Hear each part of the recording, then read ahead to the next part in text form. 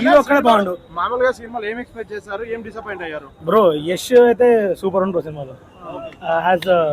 Story గురించి story లేదు bro, story లేదు. లాస్ట్ ఒక ట్విస్ట్ పడుతుంది, ఆ ట్విస్ట్ కే పోయింది బ్రో.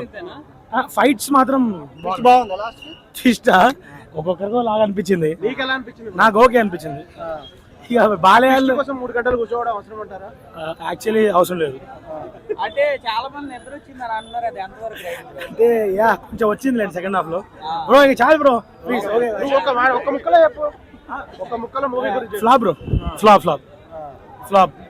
ఫస్ట్ హాఫ్ వరకు అయిపోతే బాగుండే సినిమా. అయ్యా యా యా వదిలేసేయండి. ఓకే ఓకే ఫ్లాప్ అంటే తప్పు. It's a gang bang movie, super hit, block buster. Cast, everybody's action was very good, but yeah, coming to the story, I think the plot line could have been reduced, and that's all. Thank you. Flop అంటున్నారు కదా, మీకేమనిపించింది overall గా movie? Yeah, it's not really not a strong storyline ante. Romance ఎక్కువ ఉందన్నారు, అంటుందా? అందుకే ఇక పొద్దున వచ్చింది.